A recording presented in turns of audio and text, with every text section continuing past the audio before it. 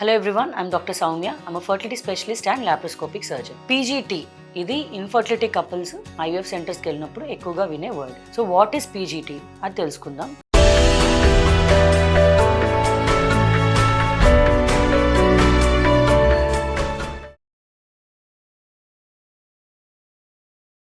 PGT అంటే pre genetic testing. It is a broad word అనమాట. ఇందులో డిఫరెంట్ కైండ్స్ ఆఫ్ జెనెటిక్ ప్రాబ్లమ్స్ని detect చేయగలుగుతాం. సో ప్రీ జెనెటిక్ టెస్టింగ్ అంటే ఏంటి?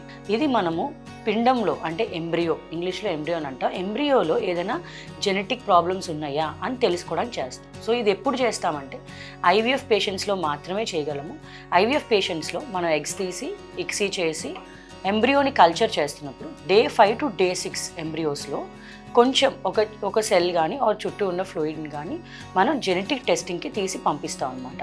సో ఈ జెనెటిక్ టెస్టింగ్లో మనకి ఎంబ్రియోలో అంటే పిండంలో ఏమైనా జెనెటిక్ డిజార్డర్స్ ఉన్నాయా అనేది తెలుస్తుంది. అండ్ ఏ ఎంబ్రియో మనము ట్రాన్స్ఫర్ చేసుకోవడానికి బెటర్గా ఉంటుందో అనేది తెలుస్తుంది. సో ఈ ప్రీ జెనెటిక్ టెస్టింగ్ అనేది ఎవరెవరిలో చేస్తాం. ఫస్ట్ వచ్చేసి మదర్ ఏజ్ కనుక మోర్ దెన్ 35 years ఉంటే వాళ్ళకు ఆల్రెడీ ఎగ్స్ తక్కువగా ఉంటాయి కాబట్టి, ఎంబ్రియోస్ మనకు తక్కువగా వస్తాయి కాబట్టి ఒకసారి ట్రైల్ వేసి ఆ తర్వాత ఏమైనా ఫెయిల్ అయితే అప్పుడు పీజీటీకి వెళ్ళే కంటే ఉన్న ఎంబ్రియోస్ని ప్రీ జెనెటిక్ టెస్టింగ్ పంపించుకొని బెటర్ అందులో ఉన్న గుడ్ జెనెటిక్ ఎంబ్రియోస్ని మనం ట్రాన్స్ఫర్ చేసుకుంటే బెటర్గా ఉంటుంది సక్సెస్ రేట్. రెండవది రికరెంట్ అబార్షన్స్, అంటే నెంబర్ ఆఫ్ టైమ్స్ అబార్షన్స్ అవుతూ ఉంటే 3 months లోపు నెంబర్ ఆఫ్ టైమ్స్ అబార్షన్స్ అవుతూ ఉంటే వీళ్ళల్లో కూడా జెనెటిక్ ప్రాబ్లమ్స్ ఉండొచ్చు. కాబట్టి వీళ్ళల్లో కూడా ఐవీఎఫ్కి వెళ్ళి ప్రీ జెనెటిక్ టెస్టింగ్కి పంపించుకొని ఎంబ్రియోని సెలెక్ట్ చేసుకొని ట్రాన్స్ఫర్ చేయించుకుంటే మంచిది. ఇంకోటి వచ్చేసి family history of genetic disorders. Family history ఏమైనా జెనెటిక్ ప్రాబ్లమ్స్ ఉండి ఇవి మన బేబీకి వస్తాయేమో, బేబీకి ఏమైనా ట్రాన్స్ఫర్ అవుతాయేమో అన్న భయం ఉన్నప్పుడు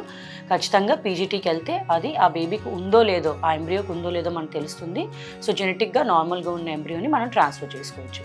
నాలుగవది balance translocations in the parents, అంటే తల్లిదండ్రుల్లో ఏమైనా బ్యాలెన్స్ ట్రాన్స్లోకేషన్ అంటే it's a form of genetic problem. అలాంటివి ఉన్నప్పుడు బేబీకి జెనెటిక్ అబ్నార్మాలిటీస్ వచ్చే అవకాశాలు ఉంటాయి. సో వీళ్ళల్లో కూడా పీజీటీ చేయించుకుంటే మంచిది. అండ్ లాస్ట్ది ఏంటంటే ఐవీఎఫ్ ఫెయిల్యూర్. సో ఇప్పుడు మనం ఆల్రెడీ ఐవీఎఫ్ అనేది న్యాచురల్ అండ్ ఐయుఐ ద్వారా ఫెయిల్ అయ్యి ఆర్ డిఫరెంట్ అదర్ కండిషన్స్ వల్ల ఐవీఎఫ్కి వెళ్తాము. ఇన్ కేసు ఈ ఐవీఎఫ్ కూడా ఫెయిల్ అయ్యింది అంటే 2 రీజన్స్ నేను ఇదివరకు వీడియోస్లో చెప్పినట్టు, మనం ఐవీఎఫ్లో ఆల్రెడీ ఎంబ్రియోని మార్ఫలాజికల్గా నార్మల్గా ఉన్న గుడ్ క్వాలిటీ ఎంబ్రియోని ట్రాన్స్ఫర్ చేస్తున్నాం.